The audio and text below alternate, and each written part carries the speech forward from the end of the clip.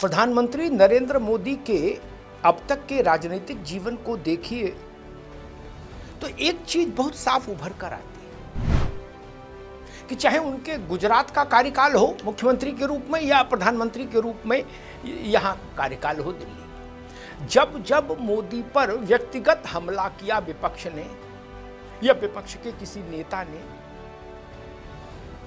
तब तब नरेंद्र मोदी को फायदा हुआ और विपक्ष को या विपक्ष के उस पर्टिकुलर लीडर को भारी नुकसान उठाना पड़ा। नरेंद्र मोदी की पूरी जीवन यात्रा इस बात की गवाही देती है। गुजरात में थे तो गोधरा कांड को लेकर नरेंद्र मोदी पर आक्षेपों की, आरोपों की, आलोचनाओं की बारिश होती रही। तमाम जांच कमेटियों के सामने उनकी पेशी होती रही, गवाही होती रही।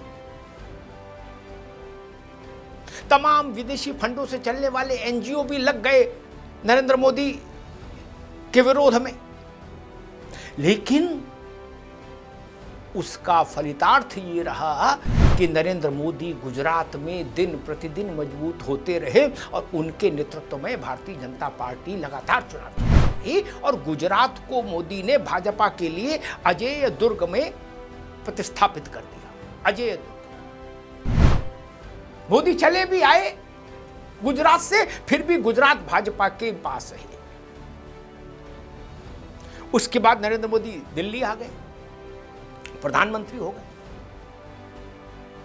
आप एक सीक्वेंस देखिए घटनाओं का। नरेंद्र मोदी 2014 में जब प्रधानमंत्री पद के उम्मीदवार के रूप में देश के सामने आए भाजपा के ओर से, तो ऐसा नहीं था कि एकदम कोई बहुत प्रचंड लहर शुरू से थी, नहीं। अचानक से कांग्रेस के एक बड़े नेता, गांधी परिवार के करीबी मणिशंकर अय्यर का एक बयान टीवी पर चलने लगा, एक टिप्पणी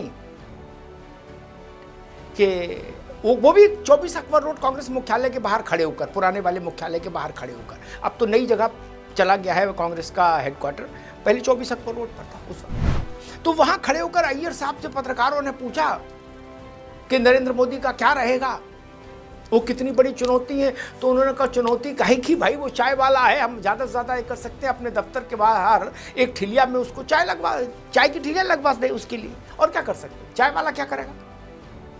उस टिप्पणी ने नरेंद्र मोदी के चुनाव अभियान को, नरेंद्र मोदी को, भारतीय जनता पार्टी को अचानक से शिखर पर लाकर खड़ा कर दिया। चाय पर चर्चा हुई और 2014 का परिणाम सबके सामने है। 19 में चौकीदार चोर है, राहुल जी आ गए कि नरेंद्र मोदी चौकीदार। नरेंद्र मोदी ने कहा मैं चौकीदार हूं, तो राहुल जी ने उसके उत्तर में कहा चौकीदार चोर है। और हर जनसभा में इस बात का नारा लगाया कि राफेल में भ्रष्टाचार हुआ और चौकीदार चोर है। उसका नतीजा हुआ 19 में फिर मोदी जी आ गए। गुजरात में भारतीय जनता पार्टी संकट में फंसी, नरेंद्र मोदी प्रचार करने गए, प्रचार समाप्ति की ओर था, 2 दिन बचे थे, शायद 1-2 दिन। फिर मणिशंकर अय्यर प्रकट हुए, भय प्रकट कृपाला, और उन्होंने नरेंद्र मोदी के लिए एक टिप्पणी कर दी, नीच आदमी। नरेंद्र मोदी जी उस टिप्पणी को लेकर मंच पर पहुंचे और उसके बाद भाजपा ने गुजरात फतह कर लिया। पूरा सीक्वेंस उठाकर देख लीजिए। 24 के चुनाव में नरेंद्र मोदी पर व्यक्तिगत हमले हुए, तो तीसरी बार प्रधानमंत्री पद पर आसीन हो गई और अब एक बार फिर नरेंद्र मोदी पर व्यक्तिगत हमले हो रहे हैं विपक्ष के द्वारा। नरेंद्र सरेंडर राहुल गांधी, पूर्व सेनाध्यक्ष नरवणे साहब की एक किताब के कुछ पन्ने लेकर घूम रहे हैं राहुल जी। वो कह रहे हैं इन पन्नों में सारा सार है देश का, और नरेंद्र मोदी डर रहे हैं। ये बात राहुल गांधी, प्रियंका गांधी दोनों कह रहे हैं। यानी मोदी पर व्यक्तिगत हमला हो रहा है। और मोदी का रिकॉर्ड बताता है कि हर व्यक्तिगत हमला उनको मजबूत करके जाता है। कल राज्यसभा में नरेंद्र मोदी लगभग 97-98 मिनट बोले, 97-98 मिनट, यानी 1.5 घंटे से थोड़ा सा ज्यादा, 2-4 मिनट। उसमें उन्होंने मूल भाव कहां पर रखा केंद्रित? अपने भाषण का मूल स्वर रखा कि मोदी तेरी कब्र खुदेगी।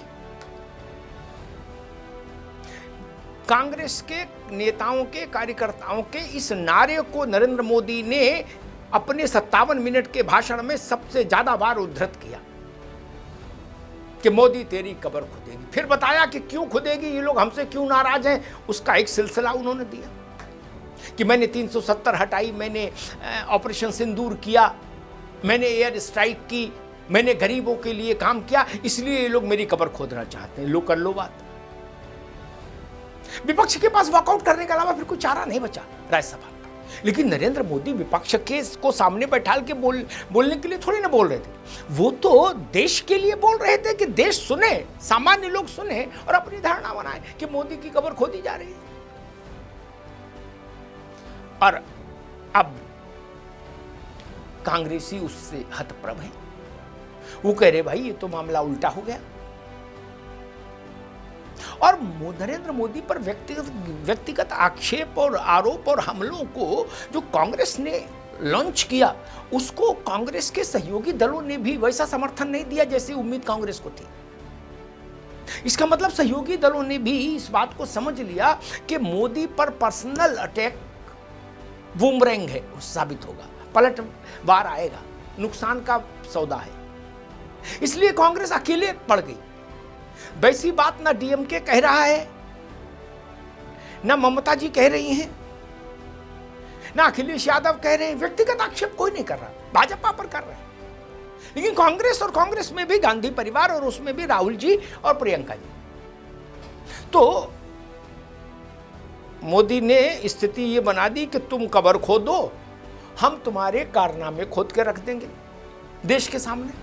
वो नेहरू जी से शुरू किया उन्होंने, इंदिरा गांधी होते हुए राहुल गांधी तक आ गए नरेंद्र मोदी। आप और ज्यादा नारा लगाओगे, मोतीलाल नेहरू से वो शुरू करेंगे, फिर जवाहरलाल नेहरू से भी एक पीढ़ी पहले चले जाएंगे, मोतीलाल नेहरू, और वहां से चलते चलते चलते चलते प्रियंका गांधी वाड्रा तक आ जाएंगे। इतिहास के तमाम पन्ने कांग्रेस के इस परिवार के लिए असहज करने वाले हैं, इसमें तो कोई दौरा है ही नहीं। इतने लंबे शासन किया है तो तमाम किस्म की विसंगतियां भी हुई हैं, तमाम किस्म के ब्लंडर्स भी हुए हैं। नरेंद्र मोदी माइक्रोस्कोप लगाकर उन सब को खोज लाए और उन्होंने कहा कि नेहरू जी 35 करोड़ भारतीयों को समस्या मानते थे, इंदिरा जी अपने कार्यकाल में 57 करोड़ की आबादी थी तो 57 करोड़ को समस्या मानती थी। बोलो, वो कह रहे कि बताइए, जो प्रधानमंत्री देश के लोगों को, अपने देश के लोगों को, अपने नागरिकों को समस्या मानेगा, वो किस सोच का आदमी होगा? अब देखिए, ये बात ऐसी है जो गांव तक जाएगी। और राहुल गांधी ने कहा कि मैं मोहब्बत की दुकान खोल रहा हूं जगह जगह, तो मोदी कह रहे हैं कि मोहब्बत की ये कोई कैसी मोहब्बत की दुकान है जिसमें ये सिखाया जाता है कि मोदी तेरी कब्र खुदेगी, आज नहीं तो कल खुदेगी। वो उन्होंने हर सूत्र को घुमाकर वहीं लाकर खड़ा कर दिया, मोदी तेरी कब्र खुदेगी। और उन्होंने कहा ये संविधान की बात करते हैं, ये मोहब्बत की बात करते हैं, जो मेरी कब्र खोदना चाहते हैं।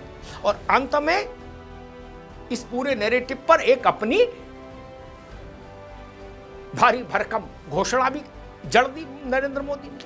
उन्होंने कहा कि तुम मेरी कब्र नहीं खोद पाओगे, तुमसे मेरी कब्र नहीं खुदेगी। ये उनका आत्मविश्वास था, उनका साहस था, जो उन्होंने दिखाया देश के सामने।